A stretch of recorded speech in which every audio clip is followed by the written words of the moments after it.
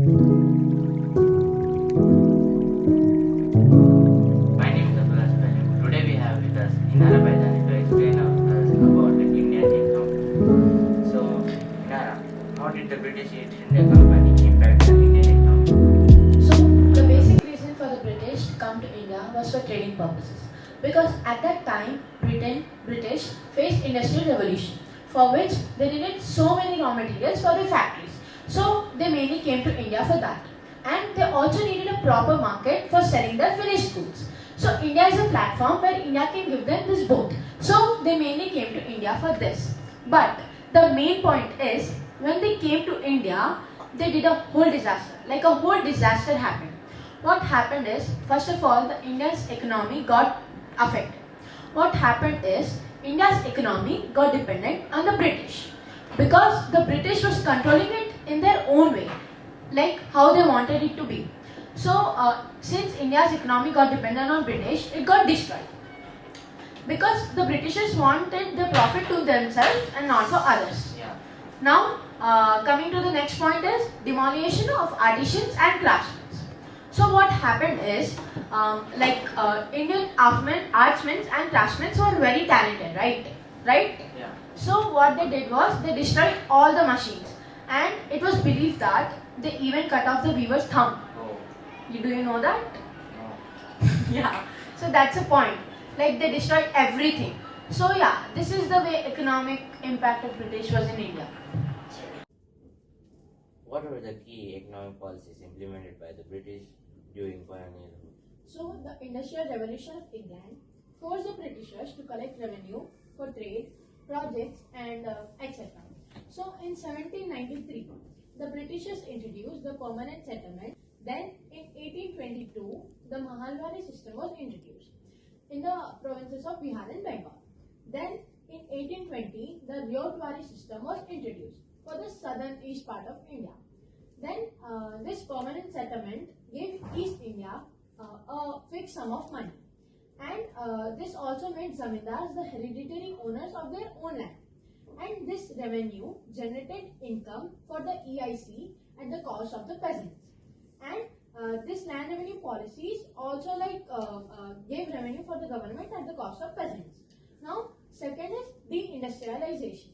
So, during the first half of 19th century, India faced a decline in industries due to British colonial rule. So, it was held mainly agrarian by the Britishers to secure cheap raw materials for their industries and to use a ready market in India for their finished goods. And this entire process was known as deindustrialization. So, in this period, what happened? Like during this period, what happened is like all the handicraftsmen and like all the artsmen disappeared because, as I told in the first question, as we discussed, it was believed that they cut the weaver's thumb off. So, due to this, handicraft market disappeared, and this had a significant impact because this led to unemployment, poverty, and etc. How did the British focus on cash crops affected Indian agriculture? So the farmers were put a lot of pressure by the Britishers to grow cash crops because Britishers thought that if the farmers grow these cash crops, they could send it to other countries and they would get a lot of profit. So farmers were put on pressure to grow like wheat, cotton, jute, indigo, and like this sort of cash crops. So when the farmers started to grow these cash crops, it led to food starvation and food insecurity, due to which many people died of hunger. Now, during their rule, there was a great famine called Bengal famine. So this occurred in 1943. This was a man-made famine in Bengal. So during this Bengal famine, it was believed that 0.8 million to 3.8 million people died. Yeah, due to starvation, due to hunger, and due to many reasons. Many people were jobless. They went to they were traveling from here and there, and they were trying to find jobs in the British Indian Army or something like that, which could at least feed them. Next, many people got unemployed, and many women, many children were homeless migrants. So this affected a lot. What were the effects of British infrastructure projects like railways on the Indian economy? Yeah, so it was a British private enterprise that first built the Indian Railways in 1840 and took the initial control of them. Then in 1947, the government took the control of them. So when they took the control of the Indian Railways, the motive was straightforward. Import agriculture raw materials from India and export the cheaply manufactured products from Europe to India. So when the British had brought the railways into India for their own benefit, no one could have imagined that a transport system could unite the states and bring them together as a nation. So the transportation, like the railways, has always played a huge impact because first of all, when the railways are introduced to India, it played a huge impact because railways has always provided us a more efficient and a faster transportation comparing to roadways and waterways. Hello everyone, now we have Poonam for discussion about India's independence and early years. So Poonam, what were the immediate economic challenges faced by India post-independence in 1947? Okay, so India got its independence on 15 August 1947, but it couldn't get its independence from the social and economic challenges which it had to face. So externally, there were many cold wars going on between different countries, but India preferred internal development and self-sufficiency. And the second was its hostile neighbors. So if you see India's war history, most of the wars fought with India were between India, Pakistan or India, China. So they were all neighbor wars. And internally, the first one was the regional biasness. So before independence, British actually created a stereotypical mind in people that they can choose their representative from their own religion. So after independence, people from Punjab and other regions wanted their own nation and their religion to be in dominance. So this also led to Punjab Khalistan movement. And the second one was the partition impact. So when India and Pakistan actually got its partition done, there were many refugee crises and many violence going on. So it was India's responsibility to actually give shelter and food to those refugees. So, and the illiteracy level, the literate population of India after independence were only 12%, and the poverty rate was nearly 80%, and the stagnation of agriculture was also a big challenge which India has to face, as it only contributed 54% to the GDP, though it was having maximum population force. So these were some of the challenges which India had to face after independence. How did the partition impact India's economy? Partition actually impacted India's economy as both the sectors were affected, agriculture and industrial. So in the agriculture sector, before the partition, there were main two areas which produced the most food grains. The first was the West Punjab and Sindh region. So after partition, both the regions were under the Pakistan area. So this led to a huge food crisis in India. And afterwards, the industrial sector. So in the industrial sector, most of the labor force, which were skilled laborers, actually migrated from India to Pakistan. And the raw materials that were required for the industrial sector in jute, cotton and silk industries, they were all coming from agriculture sector, and it was already facing many crises. Due to this, the requirement of raw materials were not fulfilled. And afterwards, the industrial setup in the borders like Kolkata, and these were also impacted as industrial people didn't wanted to set up their industry near the border of partitions. What were the main objectives of first 5-year plan 1951 to 1956? Okay, so the main 5-year plan of 1951 to 56 was the development of agriculture. So, other than this objective, there were other objectives like controlling inflation rate and providing employment guarantee, providing food and shelter to the refugees and etc. But government focused more on the agricultural development by providing land reforms. So they gave land to the tillers and removing the intermediary people and removing the tax. So this gave the sense of ownership to the tillers, which would promote them to cultivate more. They also provided subsidies to the farmers, which would maintain the equity between the poor farmers and the rich farmers. So These poor farmers would have access to the modern technology, modern tools, fertilizers, pesticides, and also the HYV seeds. And they also launched the Green Revolution, which helped the farmers to get market surplus and had a self-sufficiency. How did the Green Revolution in 1960s and 1970s transform Indian agriculture? Before 1960s, farmers used old technology and were dependent on monsoons for their irrigation.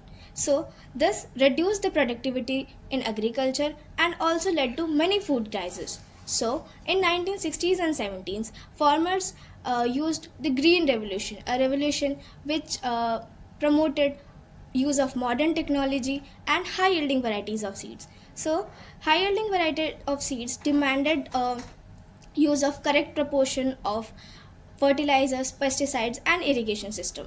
So, HYV seeds increase the productivity rate and also help the farmers to get self-sufficiency and market surplus. So, this transformed the Indian agriculture. Now you have Darasin for the discussion of 21st century's economic development of India. What are the major sectors contributing to India's GDP today? The major sectors contributing to India's GDP today are primary sector, secondary sector, and tertiary sector. So I have the information of the contribution of sectors to the GDP from different times.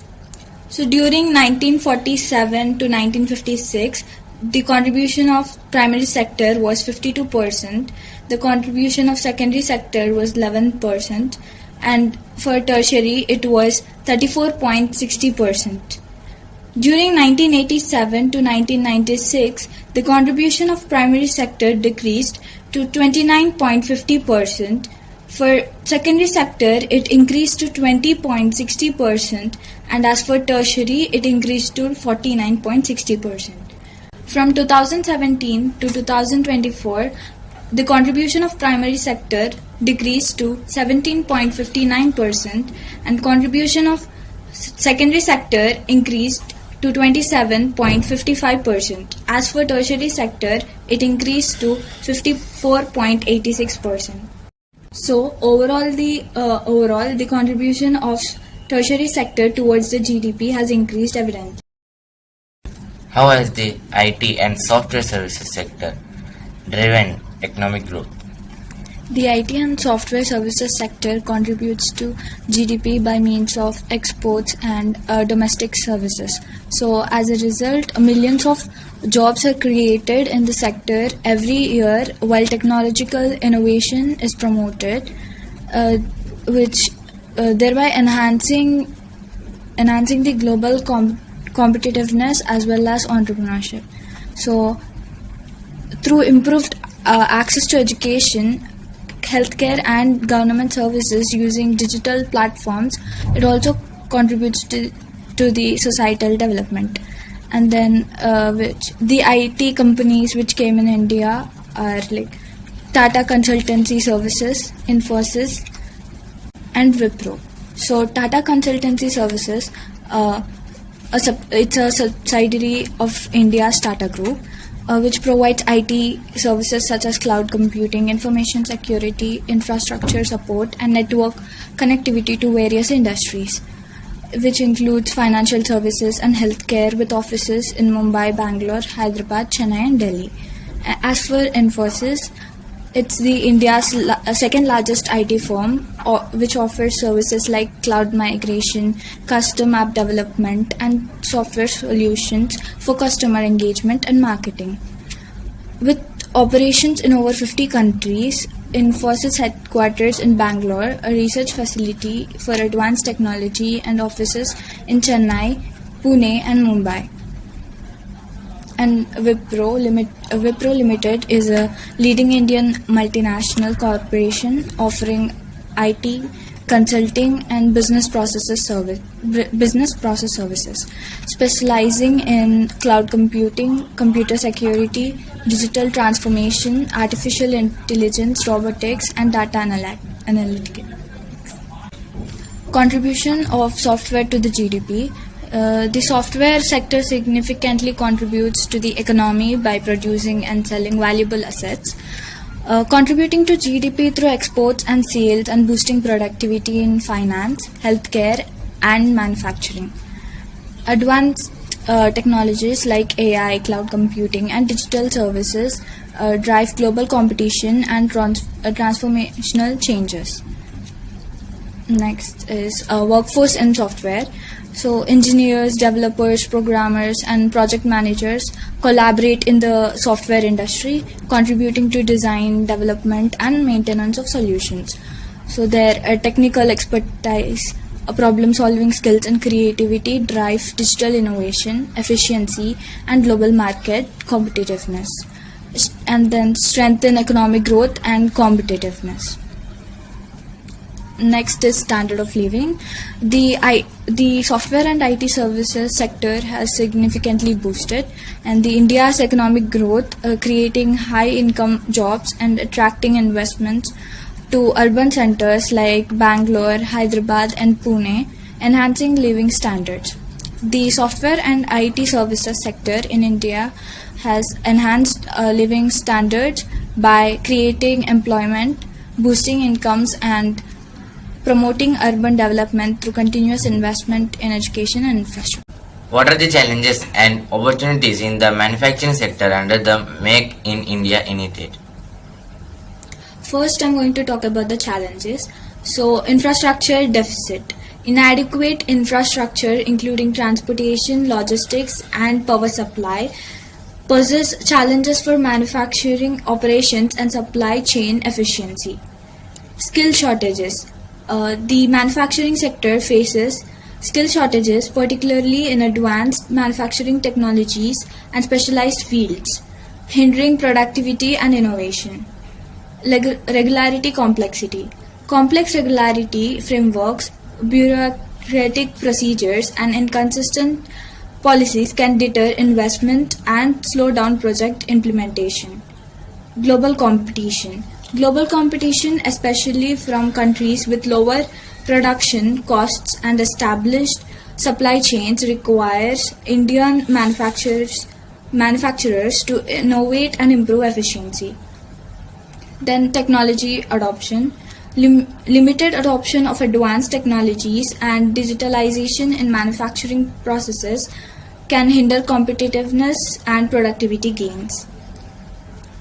Then opportunities, export potential. Enhancing manufacturing capabilities can boost exports, tapping into global demand for diverse products and contributing to economic growth.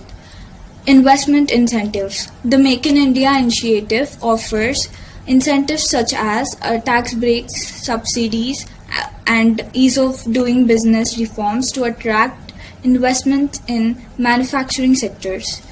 Infrastructure development. Investments in infrastructure development, including industrial corridors and manufacturing zones, can improve connectivity and logistics efficiency. Skill development. Initiatives to enhance vocational training and skill development programs can address skill shortages and improve workforce productivity.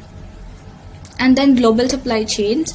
Integration into global supply chains through partnerships and collaborations can facilitate technology transfer, market access, and economies of scale. Now we have Monica Mannath for discussion on Indian economy. So what are the current rates in India's trade and foreign investment? So if we see the time period during April-October 2023, India's overall trade deficit had declined by 35.68%, which dropped from USD 89.86 billion, which in our Indian rupees is 7 trillion. Yes, in 2022 this had happened, and it also dropped more to USD 57.64 billion, which in our Indian rupees is 4 trillion. And now if we look at the Indian exports, including the merchandise and services, in November 2023, it was estimated to be USD 62.56 billion, which in our Indian rupees is 5 trillion rupees. And this had exhibited a positive growth of 1.23% over November 2022. How is the government tackling economic equality and poverty? Government has taken many measures for this. For literacy, if we see, the Sarva Shiksha Abhiyan is the flagship program of the Government of India, which provides education to children, elementary education to children between ages 6 and 14. It also focuses for providing the education for the girl child, and it aims to reduce the gender gap in education.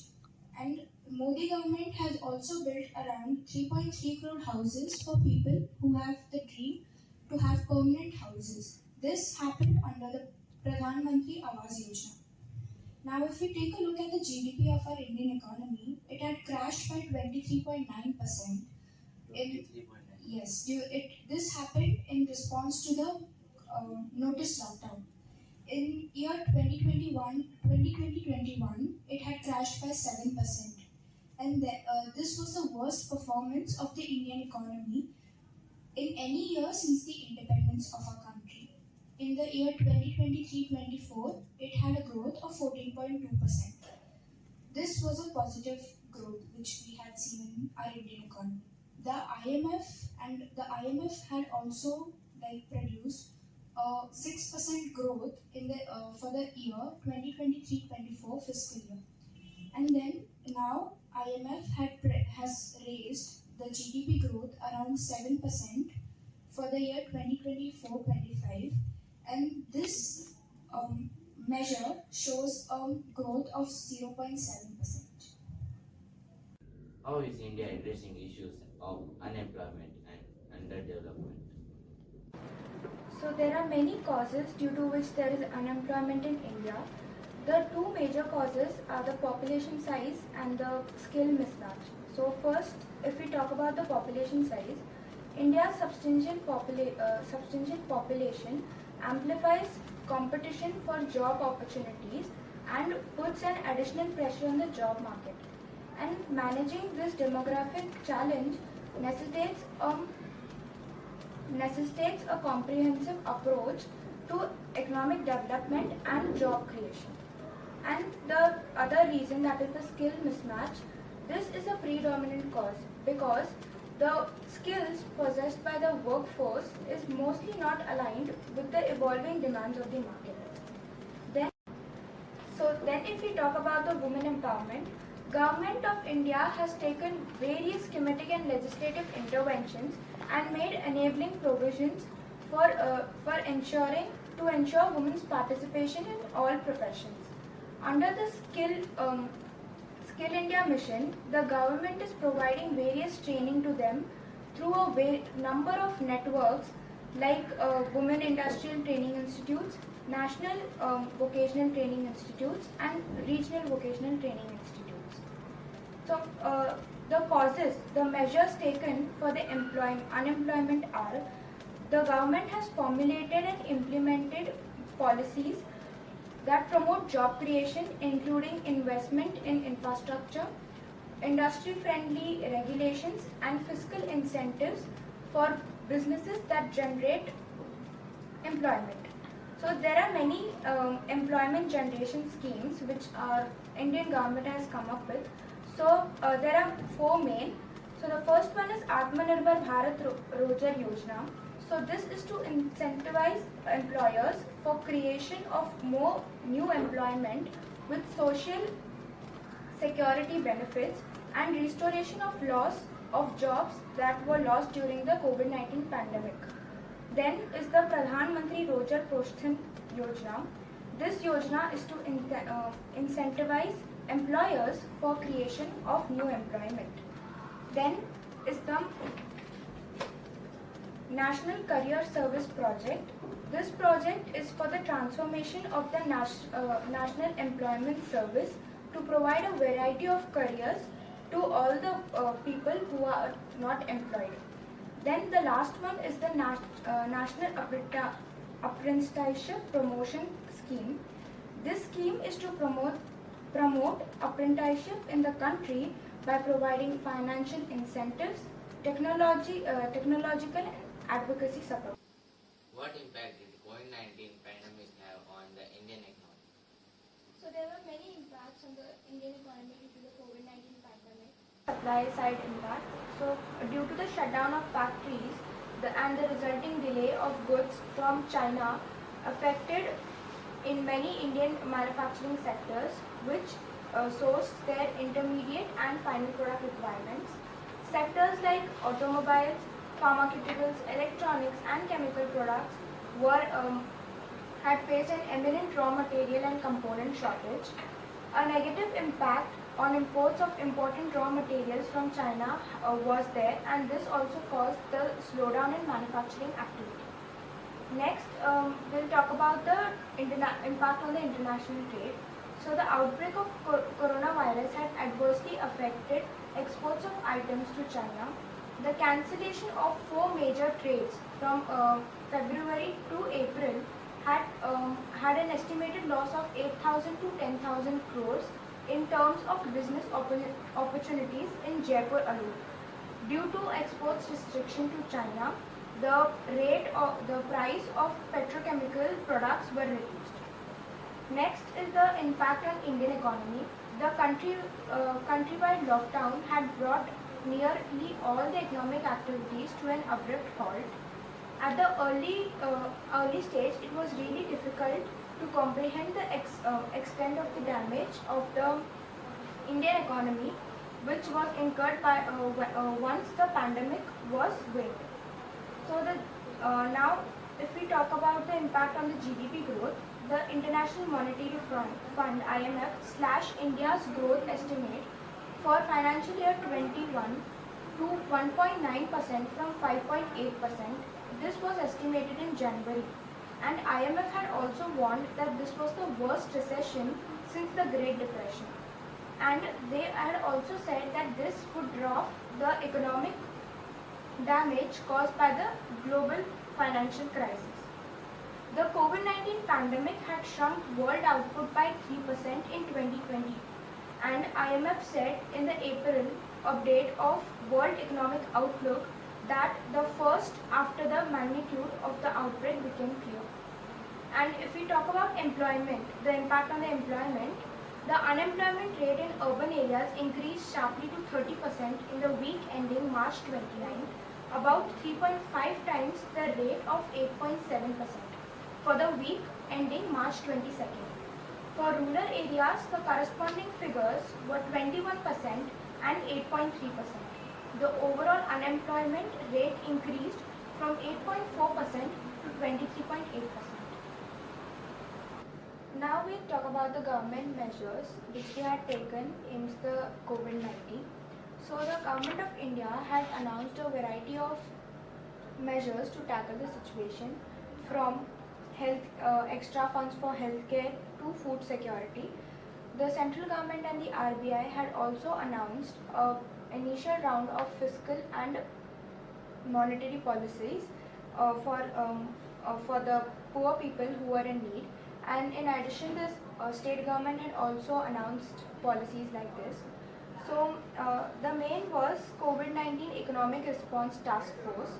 The formation of COVID-19 Economic Response Task Force was announced by Prime Minister Narendra Modi, and it was led by Finance Minister Nirmala Sitharaman. The measures which were taken in this Economic Response Task Force by the state governments were the Uttar Pradesh government decided to give a direct money transfer of ₹1,000 to all daily wage labourers in the state. Punjab government had also announced ₹3,000 for each of the registered construction labourers in the state. Haryana labourers, rickshaw pullers and street vendors were also given an assistance of ₹1,000 per week directly deposited in their bank accounts. Below poverty line families had been provided rations of free of cost for the month of April. Rupees 1,70,000 crore was funded for the Pradhan Mantri Garib Kalyan Yojana that had provided both cash transfer and food security, aiming that no one goes hungry during the lockdown. More than 33 crore poor people had been directly given financial assistance of rupees 31,235 crore under the Pradhan Mantri Garib Kalyan package.